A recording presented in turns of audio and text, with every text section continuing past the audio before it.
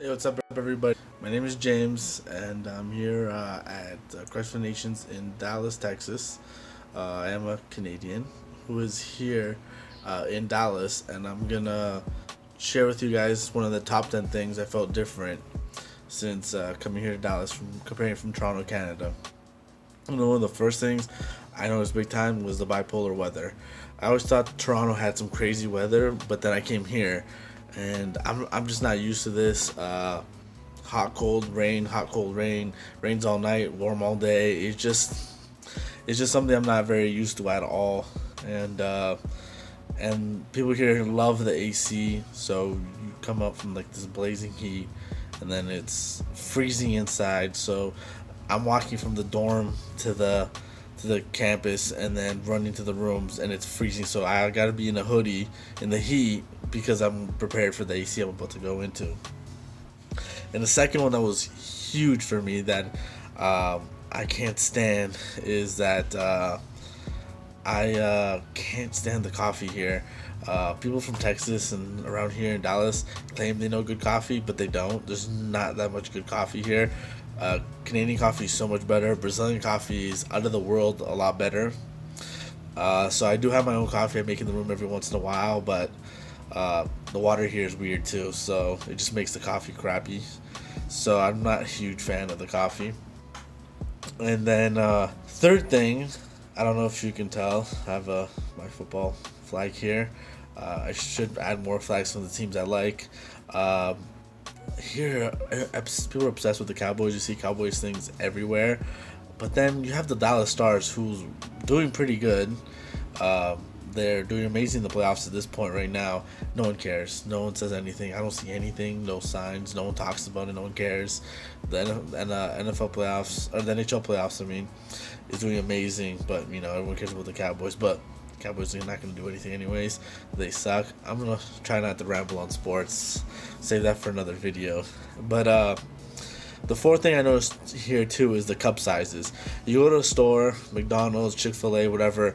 Their medium here is like an extra large for us. I know they don't even have the small cup sizes we have back home, like at all. Everything's big and large. All the cups are huge. I wish I had a cup as an example, but I don't, unfortunately. But the cup sizes here are ridiculous, and people seem to just love it. Which segues into my fifth point. Everyone likes the sweet tea here. I think it's nasty. It's nowhere near as good as sweet tea, uh, or any good Nestea back home. The sweet tea here sucks. Sweet, not too sweet. I don't like it. In a hot summer day, maybe sweet tea goes down if you have no other option, but I didn't like it at all. So my fifth point, or sixth point, should I say, the sweet tea was technically the fifth. The churches, the Bible Belt. There's churches everywhere. Every corner is a church, and it really confused me. Like, how do you survive with a church every block, every corner, everywhere you go, and everywhere you go, there's a church somewhere, and it's really weird to see a church everywhere. I'm not used to that. Usually in Toronto, you drive, you see church like every 6, 7 blocks. If that, here it's everywhere. They're all over the place, one on top of each other. So if you haven't found Jesus, you must be completely blind, or completely oblivious to the world, because there's no way you don't stumble into a church here. But we'll keep the religion stuff to another topic, another video. Another thing I noticed was big here is the homeless people. It's really hard to go anywhere without someone begging for money, and sometimes I feel bad and I give money, and then the next day they come back and they have the same story, the same tragedy that they just got here, or something happened, their car broke down.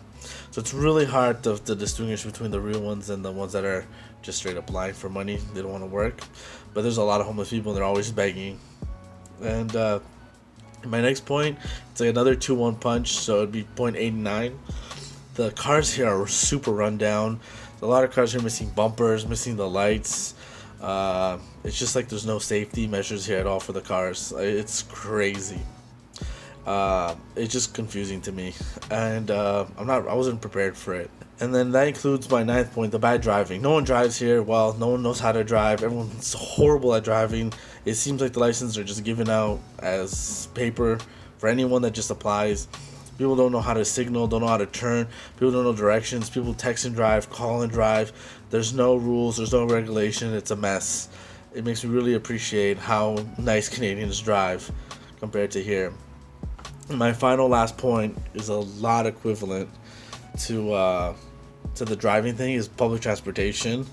It's pretty trash, if I can be honest. I see the buses going places here, but there's no like consistency. One day I'll see it, and then the next day I won't see it. I don't know what the times are. Everyone tells me that it's not good.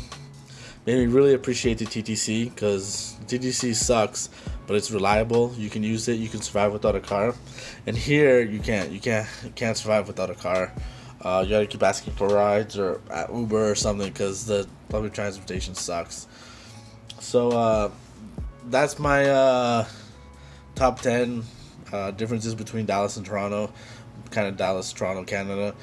I'll be doing more comparison videos as we go. Well, shout out. This is James from Toronto, Canada, and Dallas, Texas. Peace out.